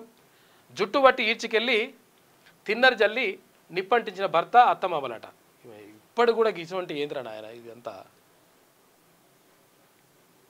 అదనపు కట్నం కోసం అని చెప్పేసి అంటున్నారు. మరి ఏందో ఇది అది కథ అంతా. చికిత్స పొందుతూ బాధితురాలి మృతి, హత్య వీడియో వైరల్ అయింది. భర్త విపిన్, అత్త అరెస్టు. పరారీలో మామ, తర్వాత మరిదున్నాడంట. సీన్ రీకన్స్ట్రక్షన్లో ఇన్స్పెక్టర్ పిస్టల్ లాక్కున్న విపిన్. ఇక నిందితుడి కాలిపై పోలీసులు కాల్పులు జరిపినారు. నేను నిప్పంటించలేదని చెప్పేసి నిందితుడు అంటున్నాడు. మరి ఓడి చంపిండ్రా బాబు, వేస్ట్ ఫెలో. వ్యవస్థలను నియంత్రిస్తే ఊరుకోం, అందరూ చట్ట పరిధిలో పనిచేయాల్సిందే. సినీ నిర్మాతలు, దర్శకులతో సీఎం రేవంత్ రెడ్డి మాట్లాడిన అంతర్జాతీయ స్థాయికి వెళ్ళిన తెలుగు సినిమా. ఇలాంటి పరిస్థితుల్లో వివాదాలు ఉండకూడదు. త్వరలో సినీ కార్మికులను పిలిచి మాట్లాడతా. స్కిల్ వర్సిటీలో సినీ పరిశ్రమకు అవసరమైన ఏర్పాట్లు చేస్తామని చెప్పేసి ముఖ్యమంత్రి చెప్తున్నాడు. ఇక మన మేధస్సు మన కోసం, సొంత మనుషులకు సహాయపడేలా వాడుకోవాలి. పరిశోధనలకు అవసరమైన చారిత్రక డేటా అందిస్తాం. విద్యా సంస్థల్లో పరిశోధనలకు అనుసంధానం చేస్తాం. రాష్ట్రం నుంచి ఆవిష్కరణలకు ఇది సరైన సమయం. ఆసియా పసిఫిక్ బయో డిజైన్ సదస్సులో ముఖ్యమంత్రి రేవంత్ రెడ్డి మాట్లాడాడు. దొంగ ఓట్లతోనే 8 మంది గెలిచారని చెప్పేసి అంటున్నారు. మరి చూపిరి, ఆధారాలు చూపిరి. ఉట్టే గాలి కంటే ఎట్లయితే లెక్క. రాష్ట్రంలో బీజేపీ ఎంపీలు గెలిచిందలాగే ఓట్ చోరీలోనే మోడీ అధికారంలోకి వచ్చారు. బీసీల్లో ఉన్న దేశ్ముఖ్, బండి సంజయ్ అని చెప్పేసి బీసీలపై ఒక్కసారైనా ఆయన మాట్లాడారా? దేవుడి పేరుతో ఓట్లు అడిగే బిచ్చగాళ్ళు బీజేపీ నేతలు. 3 ముక్కలైన బీఆర్ఎస్ త్వరలోనే కనుమరుగు. వచ్చే ఎన్నికల్లో 100 సీట్లు గెలిచి తీరుతాం. ఇట్లా 100 సీట్లు గెలుస్తాన వాళ్ళు చాలామంది పోయినారు. 100 సీట్లు గెలుస్తానే అక్కడ బీఆర్ఎస్ పని అయిపోయింది. అక్కడ వై నాట్ 175 అని చెప్పేసి అక్కడ ఏపీలో జగన్మోహన్ రెడ్డి అంటే ఆయన పని కూడా చేసిండ్రు. ఇప్పుడు మీరు 100 సీట్లు అంటున్నారంటే మీ పని కూడా అవుతుంది అన్నట్టు లెక్క. స్థానిక సంస్థలలో అయితే ఈ 42% రిజర్వేషన్ అయితే ఇవ్వకపోయి మీ పని కూడా అదే అవుతుంది. ఇదే కాదు, తర్వాత ఇక్కడ విద్యా ఉద్యోగాల్లో కూడా నోటిఫికేషన్ల కోసం ఎదురు చూస్తూ ఉన్నారు విద్యార్థులు అంతా కూడా. అదే ఎదురు చూస్తూ ఉంటే కనీసం అక్కడ నోటిఫికేషన్లు లేవు, దాని గురించి మాట్లాడిన వాళ్ళు లేరు, పరిస్థితి లేదు. అక్కడ నోటిఫికేషన్లు వేయాల్సినటువంటి అవసరం ఉన్నది. తర్వాత ఈడబ్ల్యూఎస్ రిజర్వేషన్ ఏదైతే ఉందో దాన్ని తగ్గించాల్సిన అవసరం ఉన్నది. 10% రిజర్వేషన్ ధన్మని ఇచ్చి పడేసిండ్రు. దీనికే రాజ్యాంగం అడ్డు వస్తుంది, ఏ అడ్డు వస్తున్నాయి, సుప్రీంకోర్టు అడ్డు వస్తుందా, ఏమడ్డ వస్తుంది? రాష్ట్ర ప్రభుత్వం నిర్ణయం తీసుకోవచ్చు కదా. ఈడబ్ల్యూఎస్ ఏది ఎంత అయితే నిజంగా నిరుపేదలు ఎవరైతే ఉన్నారో అగ్రవర్ణాల్లో వాళ్ళకి 100% దక్కాల్సిందే. కానీ ఇష్టం వచ్చినట్టుగా ఇచ్చుకుంటూ పోతే కరెక్ట్ ఎట్లయితుంది? దాని గురించి మాట్లాడాలి కదా. అట్లా ఇప్పుడు ఈడబ్ల్యూఎస్ తగ్గించడానికి మీకేం అడ్డంకులేం లేవు, కానీ తగ్గిస్తలేరు. ఎందుకంటే అది చిత్తశుద్ధి ఉండాలి, వాళ్ళకు తీయాలనేటువంటి ఆలోచన ఉండాలి, ఉంటే జరుగుతుంది. అది తీస్తలేరు. ఈ 42% రిజర్వేషన్ ఇక్కడ విద్యా ఉద్యోగాలు అప్లై అయ్యారంటే అది ఇంప్లిమెంట్ చేస్తామని చెప్పిర్రు, హామీ ఇచ్చిండ్రు, వదిలేసిండ్రు. అక్కడనేమో నిరుద్యోగులు మొత్తం కూడా ఆశగా ఎదురు చూస్తూ ఉన్నారు. 2 లక్షల ఉద్యోగాలు ఇస్తామని చెప్పేసి మీరు ఏది ఎన్నికల హామీల్లో ప్రకటిస్తే, అక్కడ ఎన్నికల ప్రచారంలో మాట్లాడితే నిరుద్యోగులంతా ఊర్లలోకి పోయి మొత్తం కూడా అక్కడ ఉన్నటువంటి ఊర్లలో ఉన్నటువంటి ప్రజలందరినీ కూడా చైతన్యం చేసి, అట్లా కాదురా నాయన మనకు కాంగ్రెస్ ప్రభుత్వం వస్తే ఉద్యోగాలు వస్తాయని చెప్పేసి అందరినీ మేల్కొల్పినరు, అందరినీ ఓట్లు వేయించిండ్రు కాంగ్రెస్కు అనుకూలంగా. ఓట్లు వేపిస్తే ఇప్పుడు ఏమైంది? ఇప్పుడు నిరుద్యోగుల పాలిట శాపంగా మారినట్టు అవుతుంది. కనీసం ఇప్పుడు మరి ఈ 42% రిజర్వేషన్కి సంబంధించి దానిపైన తేల్చాల్సిన అవసరం ఉన్నది. తర్వాత ఈడబ్ల్యూఎస్ రిజర్వేషన్ తగ్గించాల్సిన అవసరం ఉన్నది. ఈ నోటిఫికేషన్లు కూడా ఇవ్వాల్సినటువంటి బాధ్యత ప్రభుత్వం పైన ఉంటుంది. కానీ ప్రభుత్వం మరి పట్టించుకోవట్లేదు, దాని గురించి మాట్లాడతలేరు. ఇంకా 100 సీట్లు గెలుస్తాను అంటున్నారు. ఇక జనహిత పాదయాత్రలో PCC chief Mahesh Goud vote చోరీపై ప్రజలు ఉద్యమానికి సిద్ధం కావాలి, పేదల కళ్ళల్లో ఆనందమే మా జయం అని చెప్పేసి మీనాక్షి అంటుంది. అమ్మ పేదల కళ్ళలో చూద్దు అట్లే, కానీ ఇట్లా దీనికి సంబంధించి కూడా మీరు కూడా ఉన్నట్టున్నారు.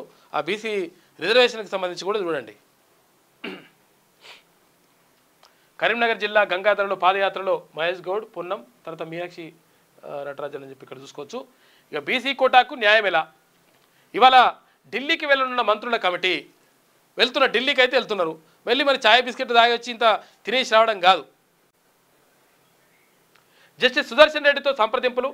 ఎవరు ఇప్పుడు ఉపరాష్ట్రపతి అభ్యర్థిగా ఉన్నటువంటి సుదర్శన్ రెడ్డి గారితో సంప్రదింపులు జరుపుతారంట. ఆయన గతంలో సుప్రీంకోర్టు న్యాయమూర్తిగా పనిచేసిండు కాబట్టి నిజంగా న్యాయ సలహా తీసుకోండి. నిజంగా చిత్తశుద్ధి ఉంటే ఇక్కడ కనిపిస్తుంది, తేలిపోతుంది లెక్క. ప్రముఖ న్యాయ కోవిధులు నిపుణులతోనూ చర్చలు జరుపుతారట. సీఎం రేవంత్ రెడ్డి కూడా హాజరయ్యే అవకాశం. ఇవాళ ఢిల్లీకి ముఖ్యమంత్రి, రేపు బీహార్కు రాహుల్ పాదయాత్రలో కూడా పాల్గొంటాడంట ముఖ్యమంత్రి రేవంత్ రెడ్డి. స్థానిక సంస్థల ఎన్నికల్లో బీసీలకు 42% రిజర్వేషన్ కల్పించేందుకు ఉన్న అవకాశాలపై న్యాయ కోవిధుల సలహా కోరేందుకు మంత్రుల కమిటీ సోమవారం ఢిల్లీకి వెళ్లనుంది. ఇక డిప్యూటీ సీఎం భట్టి విక్రమార్క నేతృత్వంలోని ఈ కమిటీ ఢిల్లీలో జస్టిస్ బి సుదర్శన్ రెడ్డిని సంప్రదించనుంది. సంప్రదిస్తే మరి ఆయన ఏం చెప్తారనేది చూడాలి ఇప్పుడు లెక్క. ఆయనతో పాటు ఢిల్లీలోని ప్రముఖ న్యాయ కోవిధులను కూడా అభిప్రాయాలు తీసుకుంటారట. ఏ కోవిధులు తీసుకుంటారో ఏం చేస్తారో కానీ రిజర్వేషన్ అమలు చేయండి.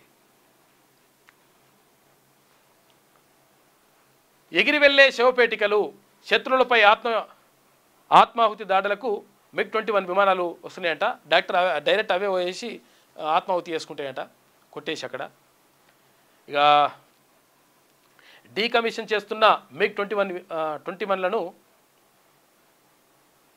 కమికాజే డ్రోన్లుగా మార్చే యోచన. ఇక టార్గెట్ డ్రోన్లుగా శత్రు రేడార్లను మభ్యపెట్టే విమానాలుగా నామకరణ వాడకమంట. గూఢచర్యానికి ఉపయోగించే ప్రతిపాదనలపైన విస్తృత చర్చ జరుగుతూ ఉంది. మంచిగా ఇవి పనిచేస్తాయంట.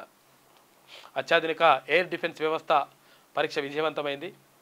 ఇక DRDO అభివృద్ధి చేసిన AIDWS ఎయిర్ క్రాఫ్ట్ పరీక్ష సక్సెస్ అయింది. గగన్యాన్లో మరో ముందడుగు పడ్డది. ఇక సురవరానికి తుది వీడ్కోలు. ప్రజల సందర్శనార్థం CPI ఆఫీసులో భౌతిక కాయం. రేవంత్, చంద్రబాబు, వెంకయ్య సహా ప్రముఖులు నివాళి. ఇక అధికార లాంఛనాలతో అంతిమయాత్ర. గాంధీ వైద్య కళాశాలకు భౌతిక కాయాన్ని ఇచ్చేసిరట. సురవరం పేరు నిలిచిపోయేలా చేస్తామని చెప్పేసి సీఎం రేవంత్ రెడ్డి అంటుండు. సుధాకర్ రెడ్డి మృతి తీరని లోటు అని చెప్పేసి ఏపీ సీఎం చంద్రబాబు అంటున్నాడు. జెలెన్స్కీకి మోదీ ఆహ్వానం. ఉక్రెయిన్ అధ్యక్షుడి భారత పర్యటన తేదీ ఖరారు కాలేదు, ఆ దేశ రాయబారి చెప్తున్నాడు. మరి ఏందో జెలెన్స్కీని కూడా పిలుస్తారట ఉక్రెయిన్ అధ్యక్షుడిని. ఇక కేంద్ర నిర్లక్ష్యం వల్లే యూరియా కొరత. కిషన్ రెడ్డి వ్యాఖ్యలు సరికావు. 11 ఏళ్లుగా లేని యూరియా కొరత ఇప్పుడెందుకు వచ్చిందో తెలియదా అని చెప్పేసి మంత్రి తుమ్మల నాగేశ్వరరావు అంటున్నాడు. ఇక విమెన్ జస్టిస్లో తెలంగాణ టాప్లో ఉందట. ఎవరికి? ఆడవాళ్లకు న్యాయం జరగడంలో. తెలంగాణ హైకోర్టులో 30 మందిలో 10 మంది మహిళా న్యాయమూర్తులు ఉన్నారు. సిక్కింలో 3 జడ్జీల్లో 1 మహిళ ఉన్నారు. 9వ స్థానంలో ఆంధ్రప్రదేశ్ హైకోర్టు ఉన్నది. ఇక 8 హైకోర్టుల్లో ఒక్కొక్కరే మహిళా జడ్జీలు ఉన్నారు. మరో 3 హైకోర్టుల్లో మహిళలు 0 ఒకరు కూడా లేరు. సుప్రీంకోర్టులో మహిళా జడ్జీలు 6.06% మాత్రమే. మహిళా సీజేలు అంటే చీఫ్ జస్టిస్లు ఇంకా ఇప్పటి వరకు అసలు సుప్రీంకోర్టు చీఫ్ జస్టిస్గా మహిళలు ఇప్పటి వరకు ఒక్కరు కూడా కాలేదు. అటువంటి న్యాయం ఉంటుంది అన్నమాట లెక్క. తొలి మహిళా సీజేఐగా 2027లో జస్టిస్ బివి నాగరత్న అయ్యే అవకాశం ఉందట. చూడాలి మరి. Centre for law and policy research నివేదిక వెల్లడించింది. మొత్తం మీద తెలంగాణ టాప్లో ఉందని అంటున్నారు. కాకపోతే తెలంగాణలో ఏది చట్టసభల్లో కూడా అటువంటి అవకాశం ఉంటే మంచిగా ఉంటుంది లెక్క. అవకాశం ఉండాలంటే ఏం చేయాలి? ఓట్లు వేసేటప్పుడు కొంచెం సోయితోటే వేయాలి. ఇది ఆంధ్రజ్యోతిలో ఉన్నటువంటి ప్రధాన కథనాలు. అయితే ఒకసారి శనార్థి తెలంగాణ చూద్దాం. వాళ్ళు క్లారిటీగానే ఉన్నారు, మనమే ఆలోచించి చేయాలి, ఆలోచన చేయాలి. ఏం చేయాలి? వాళ్ళు క్లారిటీలోనే ఉన్నారు. ఎవరు? రెడ్లు వెలమలు వారి రాజకీయ ప్రయోజనం చూసుకున్నారు. బీసీలే వారికి జేజేలు కొడుతున్నారు. 42% లేదని తేలిపోయింది. అప్పుడు జానారెడ్డి శటకోపం పెట్టారు. ఇప్పుడు బట్టి న్యాయం చేస్తారన్న నమ్మకం లేదు. అసలు బకరాలైంది మాత్రం బీసీలే. ఇప్పటికైనా బీసీలో చైతన్యం రావాలి. రాజకీయంగా ఒకే గొడుగు ఎంచుకోవాలి. శిరోదారు మరో మనిషోదారు పడితే కష్టమవుతుంది. అందరు కలిసి ఒక్క దగ్గరికి వస్తే మంచిగా ఉంటుంది లెక్క. లేకపోతే బీసీల రాజకీయ భవిష్యత్తు అంతే సంగతులు అని చెప్పేసి ఒక ప్రత్యేక వ్యాసం వేసింది శనార్థి తెలంగాణ దినపత్రిక. తెలంగాణలో బీసీల జనాభా 60%, ఓసీల జనాభా 10%. కానీ కాంగ్రెస్ సర్కార్లోని అగ్రవర్ణ పెద్దలు మాత్రం బీసీలకు న్యాయం చేస్తామని చెబుతున్నారు. వాస్తవానికి ఇది అయ్యే పనేనా అంటే ఎల్కేజీ పోరగాన్ని అడిగినా నిక్కచ్చిగా కాదనేస్తాడు. అయితే ఓసీ నేతలు ఓసీ వర్గాల కోసం ఆలోచన చేస్తారు, కానీ బీసీ బిడ్డల కోసం వారెందుకు ఆలోచన చేస్తారు? వడ్డించేవాడు మనవాడైతే బంతులో ఎక్కడ కూర్చున్నా భోజనం దొరుకుతుంది. ఇప్పుడు వడ్డించే పొజిషన్లో ఓసీలు ఉన్నప్పుడు బీసీలకు ఎలా న్యాయం జరుగుతుంది? 100% జరిగే అవకాశమే ఉండదు. ఇప్పుడు తెలంగాణ రాష్ట్రంలో సరిగ్గా అలాంటి పరిస్థితులే ఉన్నాయి. రాష్ట్ర ముఖ్యమంత్రి హోదాలో రెడ్డి బిడ్డ రేవంత్ రెడ్డి ఉన్నప్పుడు బీసీలకు ఎలా న్యాయం జరుగుతుంది? స్థానిక సంస్థల్లో వారికి 42% రిజర్వేషన్లు ఎలా సాధ్యమవుతాయి? కేంద్రంపై గట్టి పోరాటాలు చేసేందుకు ఆయనకు మనసు ఎలా ఒప్పుకుంటుంది? తెలంగాణ రాజకీయాల్లో రెడ్లు వెలమలు ఆధిపత్యం అధికమనే విషయం తెలిసిందే. తెలంగాణ వచ్చిన తర్వాత ఈ 2 కులాలే రాజ్యాధికారాన్ని పంచుకుంటున్నాయి. అలాంటప్పుడు స్థానిక సంస్థల ఎన్నికల్లో తమ కులాలను కాదని బీసీలకు 42% రిజర్వేషన్లు ఎలా కల్పించగలరనేటువంటి సందేహమే ఉన్నది. పరిస్థితి ఏంటంటే వాళ్ళు క్లారిటీగానే ఉన్నారు. ఫుల్ క్లారిటీ ఉంది వాళ్ళకు. క్లారిటీ ఉండాల్సింది ఎవరికంటే బీసీలకు. ఇక్కడ ఎస్సీ ఎస్టీ మైనారిటీ వర్గాలకు వీళ్ళకు ఉండాలి క్లారిటీ. ఉన్నప్పుడు మాత్రమే అది సాధ్యమవుతుంది. ఎస్సీ ఎస్టీలకు సంబంధించి రాజ్యాంగం కల్పించినటువంటి హక్కు ద్వారా జనాభా దామాష ప్రకారం దక్కుతుంది కాబట్టి వాళ్ళకి ఆ సీట్లు దక్కుతున్నాయి. లేకపోతే వాళ్ళకు కూడా కష్టమవుతుండే. కానీ బీసీలకు అటువంటి రక్షణ చట్టం లేదు. దీనివల్ల నష్టం జరుగుతూ ఉంది. కాబట్టి దీన్ని కాపాడుకోవాల్సింది ఎవరు? మరి ఓట్లు వేసుకోవాల్సింది ఎవరు? 60% మంది ఓట్లు ఉన్నారు కదా. ఓట్లు ఎవరికి వేయాలంటే ఓట్లు మనయి, సీట్లు కూడా మనయే అనుకున్నప్పుడు 100% మంచి జరుగుతుంది. అట్లా జరగాలంటే ఏం కావాలి? మరి పార్టీలు టికెట్లు ఇస్తలేవు అంటే అప్పుడు సొంతంగా ఒక పార్టీ పెట్టుకోవాలి. లేకపోతే సొంతంగా అందరు కలిసి ఒక తాటిపైకి రావాలి. వచ్చినప్పుడు ఆటోమేటిక్గా మంచి సాధ్యమవుతుంది. అప్పుడు విజయవంతంగా బీసీలకు ప్రత్యేకంగా అడుక్కోవాల్సిన అవసరం లేదు. బీసీలను అడుక్కునేటువంటి పరిస్థితి వాళ్ళకు వస్తుంది. అటువంటి పరిస్థితులు క్రియేట్ చేయాలంటే ఓటు పైన ఓటు వేసేటప్పుడు సోయి ఉండాలి. మనోడోడు మందోడోడు అని చూసుకొని ఓటేస్తే లెక్క తేలిపోతుంది. వాళ్ళు మాత్రం క్లారిటీగానే ఉన్నారు, మనమే ఆలోచన చేయాలని చెప్పేసి ఒక ప్రత్యేక వ్యాసం వేసింది శనార్థి తెలంగాణ దినపత్రిక. ఇక ఓట్ల చోరీ జరగనీయం, ఈసీ ప్రవర్తన మార్చడం కోసమే ఒత్తిడి తెస్తున్నాం. మహారాష్ట్రలో ఓట్లు దొంగిలించారు, హర్యానా కర్ణాటకలో కూడా చోరీ చేసినట్లు స్పష్టంగా చూపించాం. జవాబు ఇవ్వడంలో ఈసీ విఫలమైంది. ఈసీఐ బీజేపీ కలిసి పనిచేస్తున్నాయి. కాంగ్రెస్ అగ్రనేత రాహుల్ గాంధీ ఇందాక చూసినాక బయట అంతా అశ్రు నయనాల మధ్య సురవరం అంతిమయాత్ర, భారీ సంఖ్యలో తరలి వచ్చిన అభిమానులు, రెడ్ ఆర్మీతో సిపిఐ ఘన వీడ్కోలు, నివాళులర్పించిన రేవంత్ రెడ్డి, చంద్రబాబు. యాత్రలో పాల్గొన్న కేంద్ర మంత్రులు, ఎంపీలు, ప్రముఖులు గాంధీ మెడికల్ కాలేజీకి సురవరం భౌతిక గాయాన్ని ఇచ్చేసిండ్రు. ఇక తెలంగాణ టెక్నాలజీ హబ్, ఇక స్టార్టప్లకు సరైన వేదిక, రాష్ట్రాన్ని ఆవిష్కరణలకు కేంద్రంగా మారుస్తాం.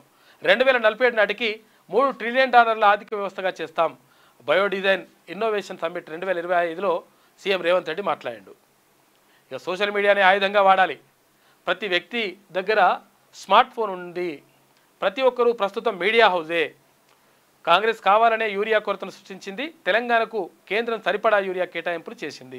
చేసి ఏమైనా మరి టీబీజేపీ అధ్యక్షుడు రామచంద్రరావు అంటున్నాడు. అది సోషల్ మీడియాను కూడా వాడుకోమంటుండే. ఉప ఎన్నికలు ఖాయం. ఏది ఉప ఎన్నికలంట?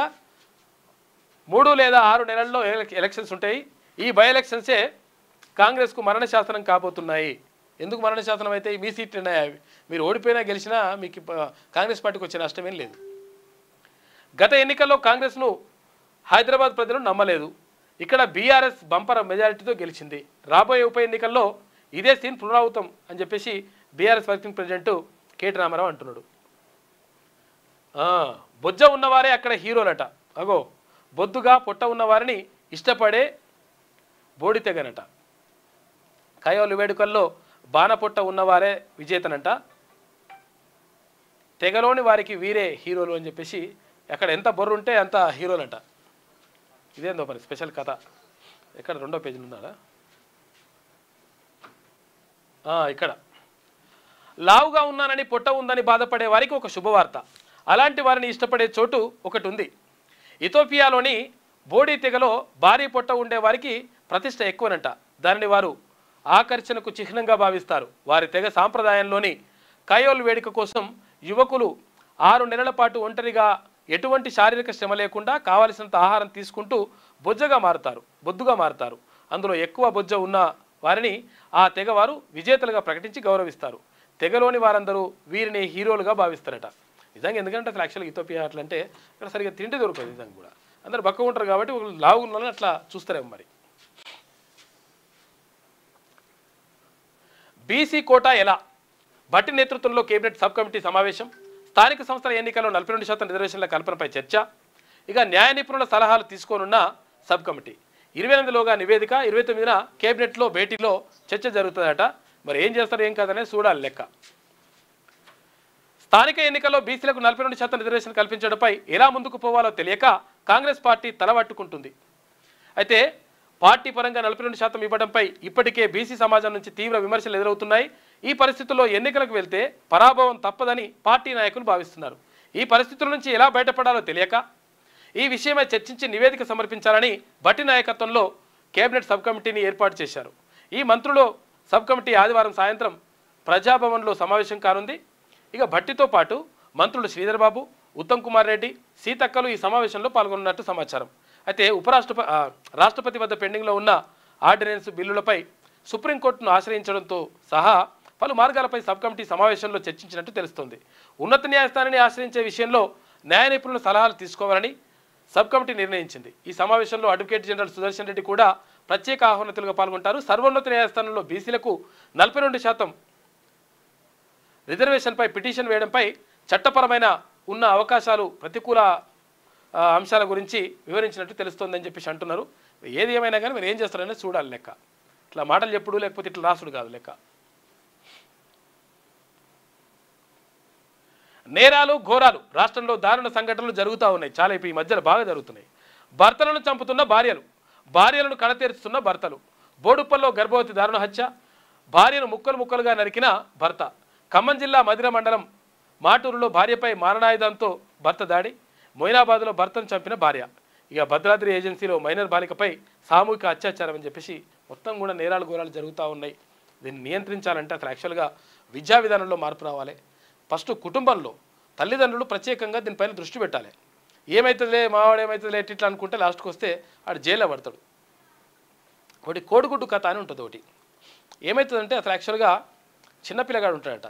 చిన్నపిల్లగాడు ఉంటే అప్పట్లో పాతకాలంలో చిన్నపిల్లగాడు ఉంటే ఆ తల్లి ఏం చేస్తుందంట, పక్కింట్లో పోయి కోడిగుడ్డు దొంగతనం చేస్తారట. పిల్లగాడు చేసుకొస్తే అబ్బా ఎంత మంచిగా చేసినావు బిడ్డ అని చెప్పేసి తీసుకొచ్చి ఆమ్లెట్ వేసిస్తాడట తల్లి.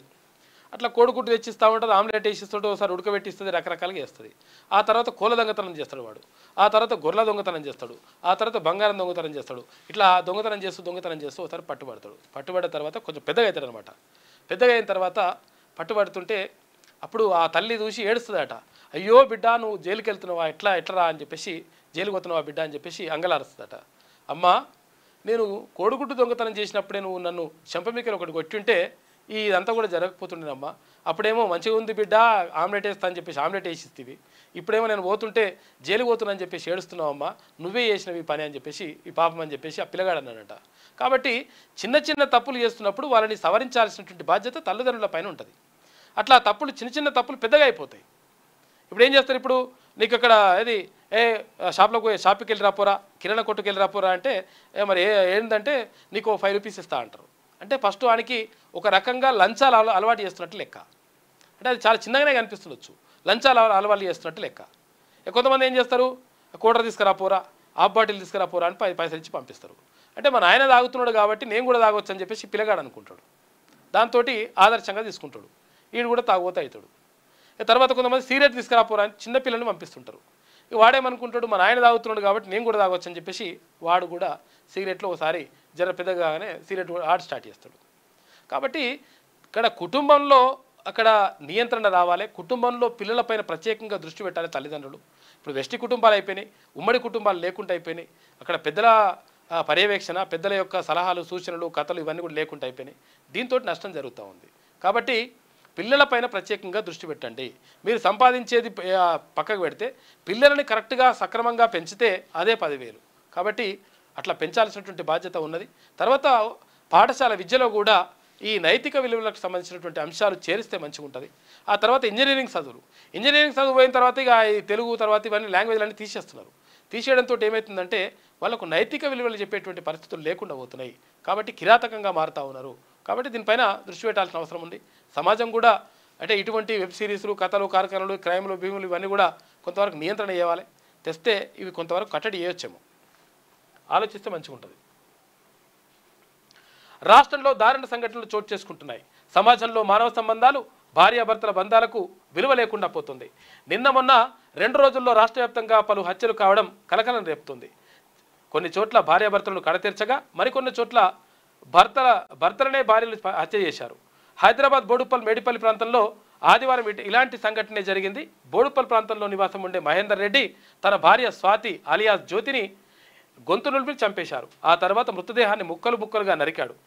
వీళ్ళు కులాంతర వివాహాలు చేసుకుని ఆమె గొల్లల అమ్మాయి యాదవ్ బిడ్డ, ఈయన రెడ్డి అంట, చేసుకున్నాడు, చంపేశాడు. అయితే ముక్కలుగా నరికాడు. ఆ ముక్కలను ప్లాస్టిక్ కవర్లో ప్యాక్ చేశాడు. చేతులు, కాళ్ళు వంటి భాగాలను మూసీ నదిలో పడేసిండు. మహేందర్ రెడ్డి అత్యంత పాశవికంగా వ్యవహరించడానికి ప్రధాన కారణం కుటుంబ కలహాలని తేలింది. జ్యోతిపై అనుమానంతోనే ఆమెను మర్డర్ చేసి ఉంటాడని పోలీసులు ప్రాథమిక అంచనాకు వచ్చిండ్రు. అయితే మరోవైపు జ్యోతి శరీర భాగాలను నిందితుడు మహేందర్ రెడ్డి మూసీ నదిలో పడేయడంతో వాటిని పోలీసులు సేకరించి DNA పరీక్షల కోసం పంపించిరట. ఇక ఖమ్మం జిల్లాలోనూ ఇలాంటి దారుణ సంఘటనలు జరిగిపోతున్నాయి. కాబట్టి వీటన్నిటిని నియంత్రించాల్సినటువంటి అవసరం ఉన్నది. ఫస్ట్ కుటుంబం నుంచి రావాలి, ఆ తర్వాత పోలీసులు, ఆ తర్వాత కొంతవరకు అవగాహన కల్పించాలి. ఇట్లా రకరకాలుగా అంచెలంచెలుగా పాఠశాల విద్యలో కూడా మార్పు రావాలి. ఇవన్నీ రావడం ద్వారా కొంతవరకు నేరాలను నియంత్రించేటువంటి అవకాశం ఉంటుంది. కరీంనగర్లో 2వ విడత జనహిత పాదయాత్ర నిన్న నడిచింది.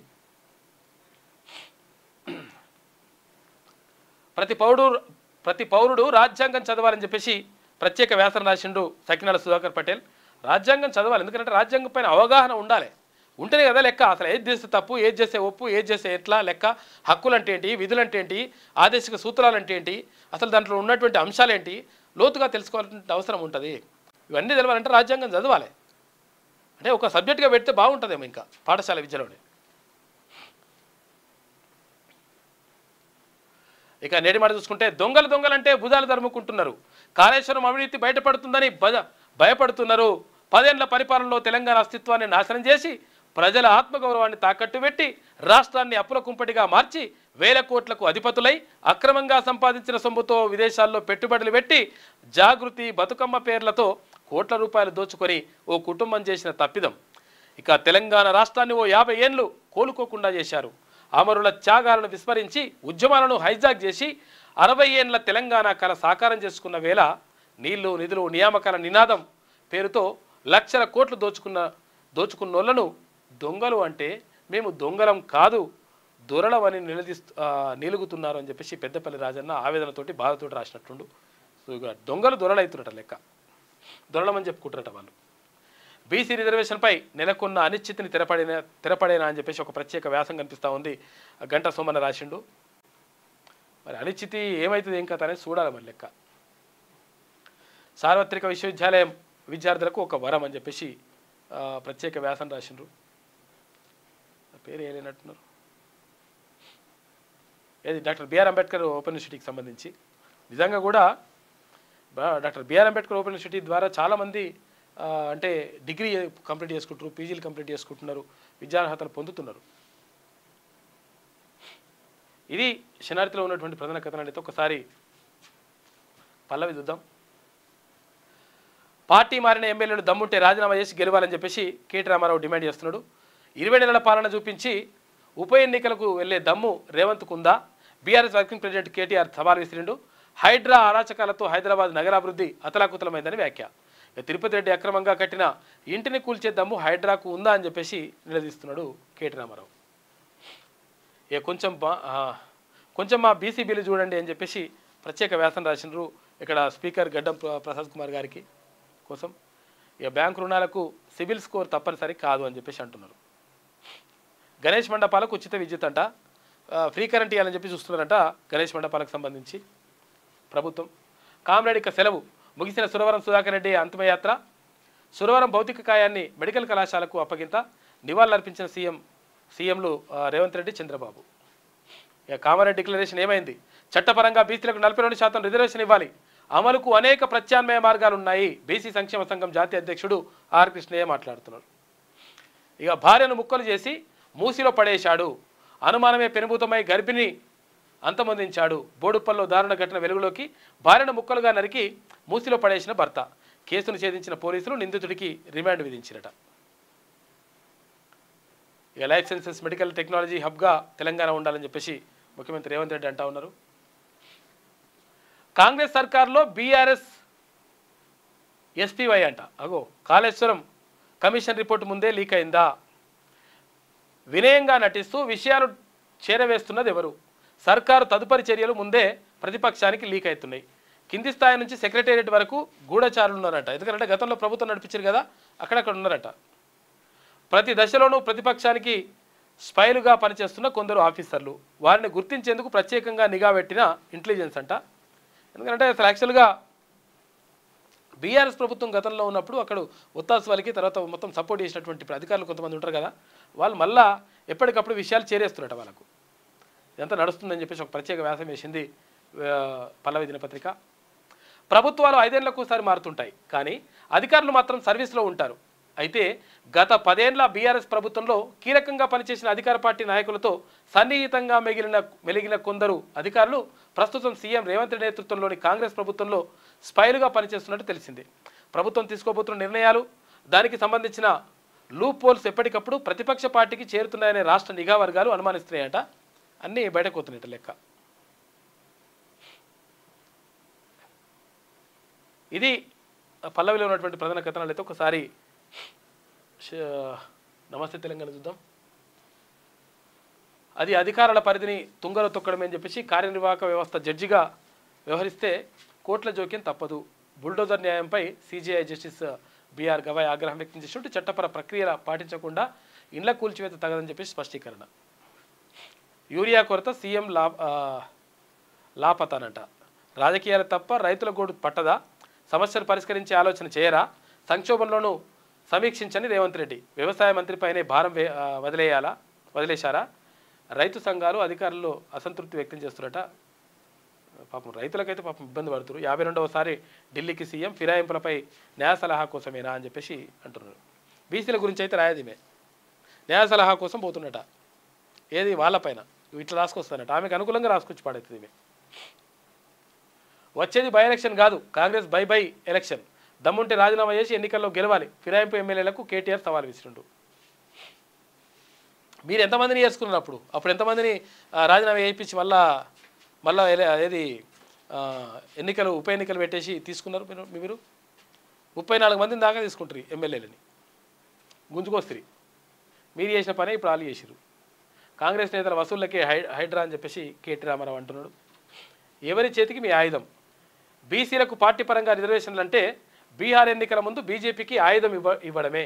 ప్రభుత్వ పరంగా ఇన్నాళ్ళు ఊరిస్తూ వచ్చి ఇప్పుడు పార్టీ పరంగా అంటే బీసీలు వింటారా? తెలంగాణలో ప్రతిపక్షాలు ఊరుకుంటాయా? రాహుల్తో చెప్పింది ఏమిటి, చేస్తున్నది ఏమిటి? కోర్టు ధిక్కరణ కింద సుప్రీంకు ఎందుకు పోలేదు?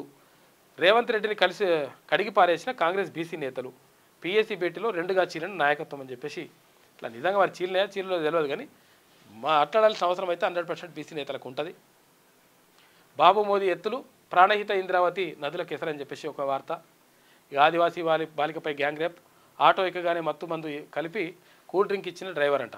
ఆటో మరో ఇద్దరు స్ప్రో కోల్పోయాక ముగ్గురు కలిసి లైంగిక దాడి. ఛత్తీస్గఢ్ ఏపీ సరిహద్దు ప్రాంతంలో ఘటన జరిగిందంట. శుక్రవారం రాత్రంతా ఆటోలో తిప్పిన నిందితులు. భద్రాద్రి కొత్తగూడెం జిల్లాలో ఆలస్యంగా వెలుగులోకి వచ్చిందట. ఇక నిర్బంధంలో చెంచునేత మల్లికార్జును రాత్రంతా చిత్రహింసలు పెట్టినట్టు ఆరోపణలు. 24 గంటలు ఆచూకీ తెలియకుండా కుటుంబ సభ్యుల ఆందోళన. ఆగ్రహంతో అమరాబాద్ తానాకు ముట్టడించిన చెంచులు. డిఎస్పీకి ఫోన్ చేసిన మాజీ మంత్రి హరీష్ రావు అని చెప్పేసి ఒక వార్త. మల్లికార్జున మరి ఏం చేసిరో మరి, ముక్కలుగా కోసి మూసిలో పడేసి 5 నెలల గర్భిణిని రంపంతో నరికిన భర్తనట. సంచిలో తీసుకెళ్లి మూసిలో పడేసి ఇందాక చూసినాక మన వాడు భార్య కనిపించట్లేదని పోలీసులకు ఫిర్యాదు. పోలీసుల తనిఖీల్లో ఇంట్లో దొరికిన మొండెం. ప్రేమ వివాహమైన కొన్నాళ్ళకే బలైన యువతి పాపం. ఎవరి చేతికి మీ ఆయుధం అని చెప్పేసి వ్యాసం వేసింది. మరి మీ ఆయుధం ఎవరికి ఎత్తుకో, మీ బీసీలకు సంబంధించి మరి ఏం చేస్తారో మీ నిర్ణయం కూడా, మీ వైఖరి ఏందో కూడా క్లియర్గా చెప్పాల్సిన అవసరం ఉంది బీఆర్ఎస్ పార్టీకి కూడా. అటు బీజేపీ కానీ, బీఆర్ఎస్ కానీ, ఇటు కాంగ్రెస్ పార్టీ కానీ అన్ని పార్టీలు తమ వైఖరిని క్లియర్గా చెప్పాలి. ఇక్కడేమో రాష్ట్రంలో మళ్ళీ వర్షాలు, భారీ నుంచి అతి భారీ వర్షాలకు అవకాశం ఉందట. మొత్తం మీద మరి ఏం చేస్తారు, ఏం కథ? ఇవాళ మంత్రుల సబ్ కమిటీ మీటింగ్ ఉంది. మరి ఆ మీటింగ్లో ఎటువంటి నిర్ణయం తీసుకుంటారు, ఇంకా రేపేం చేస్తారు, ఎల్లుండి ఏం చేస్తారు, మొత్తం మీద నివేదిక ఏమిస్తారు? బీసీలకు సంబంధించి స్థానిక సంస్థల్లో రిజర్వేషన్లకు సంబంధించి 42% రిజర్వేషన్ని అమలు చేస్తారా చేయరా అనే దానిపైనే రాష్ట్ర వ్యాప్తంగా చర్చ జరుగుతూ ఉంది.